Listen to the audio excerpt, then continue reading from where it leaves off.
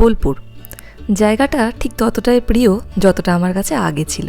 শুধু পার্থক্য একটাই, এখন টানটা অনেক কমে গেছে বাবা চলে যাওয়ার পর থেকে। তবে এবারে বোলপুর অনেক দিন পর গেছিলাম, কারণ আমার একজন খুব কাছের বন্ধুর বিয়ে ছিল। কয়েকটা দিন যেভাবে হইহুল্লোড় করে কাটিয়ে দিলাম, সে সমস্ত মুহূর্তকেই আজকের ব্লগটাতে তুলে ধরলাম। টুকিটাকি নতুন একটা ব্লগে আপনাদের সবাইকে অনেক স্বাগত। আমাদের ট্রেন ছিল হাওড়া গয়া এক্সপ্রেস, তাই এরপরে আমরা সন্ধেবেলা নাগাদ একটুখানি খাওয়া দাওয়া করে কিছু খাবার সাথে নিয়ে বেরিয়ে পড়েছিলাম ট্রেন ধরার উদ্দেশ্যে। প্রথমে উত্তরপাড়া থেকে হাওড়া থেকে ছিল আমাদের ট্রেন।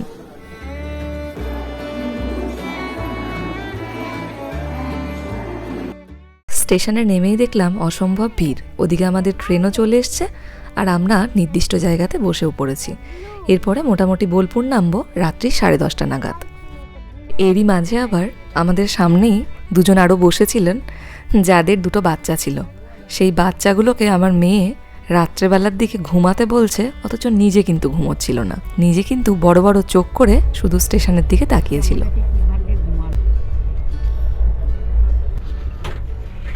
কি খাচ্ছিস?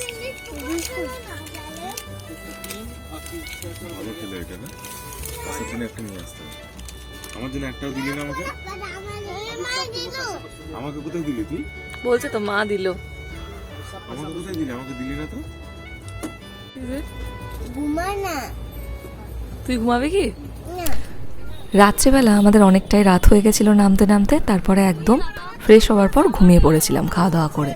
আর এই যে সকালবেলা আমরা বেরিয়ে পড়েছি যে বন্ধুর বিয়ে, তার বাড়ির উদ্দেশ্যে।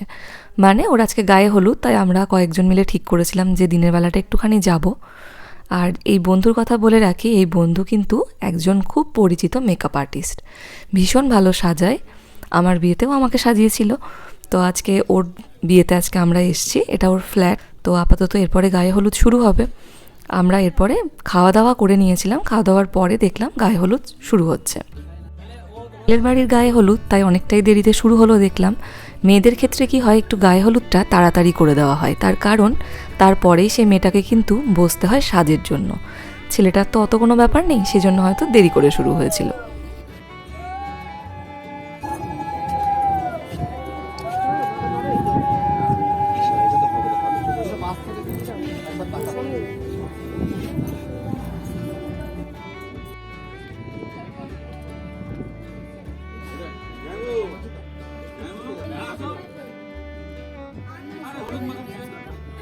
এখানে সব বন্ধুগুলোই কিন্তু আমার কলেজ জীবন, মানে আমার বিশ্ববিদ্যালয় জীবনেরই বন্ধু।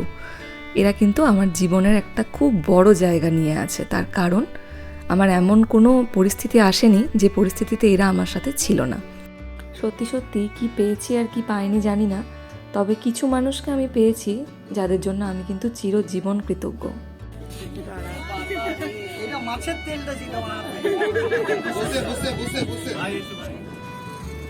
গায়ে হলুদের পর এরপর আমরা রওনা দিয়ে দিয়েছি বাড়ির উদ্দেশ্যে। বাড়ি যাই, বাড়ি গিয়ে এবার একটুখানি ভীষণ টায়ার্ড হয়ে গেছি। খাবার তো ওখানেই খেয়ে নিয়েছিলাম, এরপর শুধু বাড়ি গিয়ে ফ্রেশ হয়ে শুয়ে পড়বো।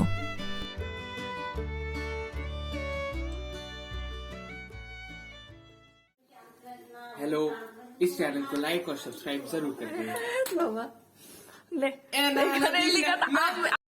বাড়ি ফেরার পর সেদিনকে দেখলাম দিদিরা এসছে। দিদিরা আসা মানেই একদম আনন্দটা আরও দ্বিগুণ হয়ে যাওয়া। বিয়ের আগে যখনই ছর্দি আসতো তখনই আমি সারাদিন ওর পেছন পেছনই ঘুরে বেড়াতাম। বাজার যাওয়া যা কিছু সমস্ত কিছু তখন সারাদিন দিদির সাথেই হতো। এখন আর তো সেগুলো হয় না, তবে যখন আমি আসি তখনও দিদিও এলে খুব মজা হয়।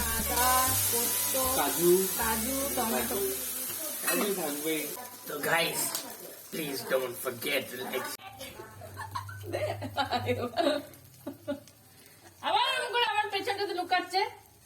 দিদি এই পনির দিয়ে কাজু পোস্ত এসবের একটা পেস্ট দিয়ে এরকম বানিয়ে নিয়েছিল, আর সাথে ছিল আলু পরোটা। পনিরের এই রেসিপিটা ও কিন্তু বেশ ভালো বানায়, আমিও ট্রাই করেছি, তবে এতটা ভালো হয় না আমার কাছে। এদিকে আলু পরোটা সমস্ত উপকরণ নিয়ে নেওয়া হয়েছে। একদিকে বেলা হচ্ছে আলু পরোটা, একদিকে সবাই বসে আছে। এই যে আমার মা, এটা হচ্ছে জামাইবাবু, আর আরেকদিকে আমার মাসিও এসছে। এটা হচ্ছে আমার ছোট মাসি, বড় মাসি মারা গেছেন। মারা 3 বোন, তো এটা মা আর ছোট মাসি দুজনাকেই দেখালাম। আর এটা হচ্ছে মামি, আর এটা হচ্ছে দিদি। এই যে আলু পরোটা করা হচ্ছে। আর একটু আগে যে ছেলেটা মায়ের পেছনে মুখ লুকাচ্ছিল সেটা হচ্ছে আমার দিদির ছেলে।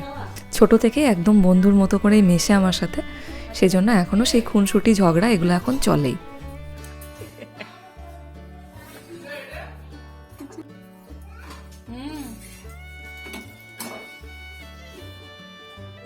इस चैनल को लाइक और सब्सक्राइब मत कीजिएगा। কি হয়েছে, আমি ভয়েস ওভার দেবো? तो पता है।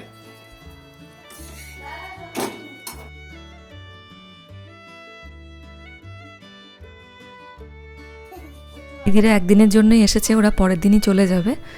আর এর পরের দিনকে মানে মাঝের দিনটা বাদ দিয়ে পার্থও আসবে, সেদিনকে আমরা যাব একটুখানি আমার ননদের বাড়ি। সকাল সকাল দিদিরাও বেরিয়ে গেছে, এদিকে আমরাও বেরিয়ে পড়েছি আমার ননদের বাড়ির উদ্দেশ্যে। কারণ ননদের বাড়িও বোলপুরেই, তো বোলপুর এলে একবার করে দেখা করা হয়, সেজন্যই আমরা এখন যাচ্ছি। আর আপাতত পার্থ নেমে পড়েছে মিষ্টি নেওয়ার জন্য, এরপরে আমরা যাব। আর প্রত্যেকবারই একটা জিনিস হয়, মানে দিদিভাইদের বাড়িটা যেখানে, সেখানে রাস্তাটা একটু ভেতর দিকে শান্তিনিকেতনের। এই দেখুন বিশ্বভারতী ঢোকার রাস্তাটা, প্রত্যেকবারই আমরা ভুল করি। এবারেও ভুল করেছিলাম, মাঝপথে নামিয়ে দিয়েছিল টোটো, জামাইবাবু এসে আমাদেরকে নিয়ে গেছে রাস্তা থেকে। আর এই যে এখানে প্রচুর ফুল গাছ, আমি আর কিচ্ছু তুলিনি, শুধুমাত্র এই ফুলের ছবিগুলো একটুখানি নিয়েছি, কারণ এটা না নিলে আমার নিজেরই খারাপ লাগছিল, এত সুন্দর ফুলগুলো। ওরা যে কতটা গাছ ভালোবাসে আর কতটা গাছের যত্ন করে সেটা কিন্তু বাড়িতে ঢুকলেই বেশ বুঝতে পারা যায়। এই ডালিয়াটা কালারটা খুব সুন্দর হয়েছে।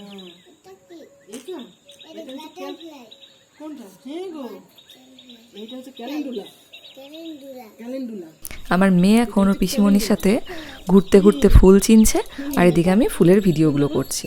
এরপরে বেশিক্ষণ থাকবো না, কারণ আজকে রাত্রে আবার বিয়ে বাড়িটা আছে, আর বিয়ে বাড়ির শেষেই কিন্তু পরের দিন আমাদের আবার ফিরে যাওয়ার ট্রেন, মানে বেশি দিন থাকার কোনো উপায় নেই। আমাদের তো এত গাছ নেই, তাই ভাবলাম এখানে ওর কয়েকটা ফটো তুলে দিই। ফটো তোলা হয়ে গেলেই ক্যামেরা অফ করব, কারণ একটু গল্প টল্প করবো, আর ক্যামেরা অন রাখবো না।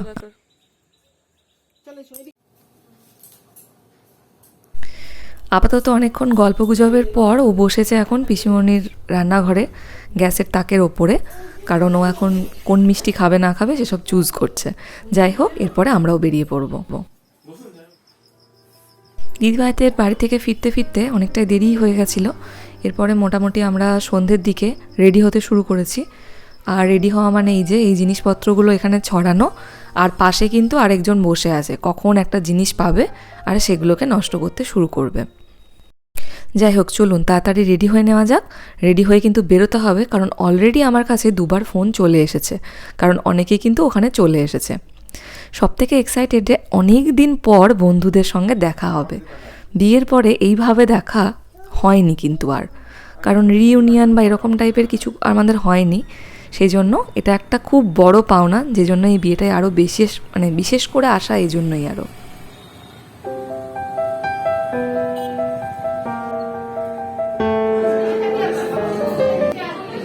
আমরা এই যে এসে পৌঁছে গেছি, আর বিয়ে বাড়িতে যাদের বিয়ে, এই যে আমার বন্ধু আর তার ওয়াইফ, এখানে এখন সবারই ফটো সেশন চলছে, মানে বিয়ের দিন তো ফাঁকা পাওয়া মুশকিল।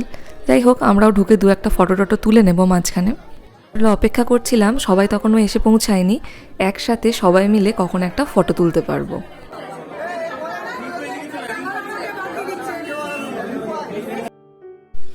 জীবনের কতটা পথ পেরিয়ে এসেছি, তারপর ওই দিনটাতে মনে হচ্ছিল সময় যেন সেই বিশ্ববিদ্যালয় জীবনে সেই ফার্স্ট ইয়ারের সময়টাতেই যেন থমকে গেছে। আসলে অনেকগুলো বছর একসাথে পড়াশোনা করা, পুরো গ্র্যাজুয়েশন থেকে এমএ 5টা বছর একসঙ্গে ছিলাম, আর সেজন্য মানে এটা একটা আলাদা একটা ইমোশন যে এদের সবার সাথে দেখা হয়েছে, খুবই ভালো লেগেছে। মানে এতদিন পর বোলপুর গেছি, তার সাথে একটা উপরি পাওনা ছিল এই দীপুর বিয়ে উপলক্ষে সবার সাথে দেখা হওয়া, তাই বেশ কিছু মুহূর্তকে ক্যামেরাবন্দি তো করে ফেলতেই হয়, তাই করলাম।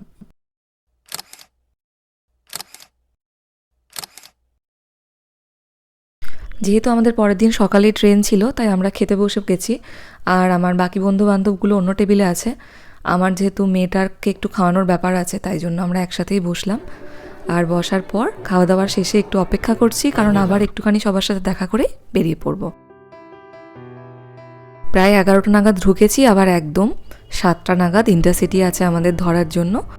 এরপর ফ্রেশ হয়ে একদম ঘুমিয়ে পড়বো।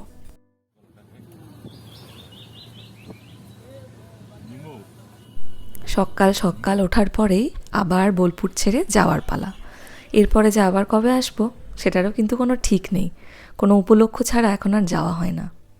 তাহলে সবথেকে বেশি মন খারাপ করে যখন ওই স্টেশন ছেড়ে চলে যায়।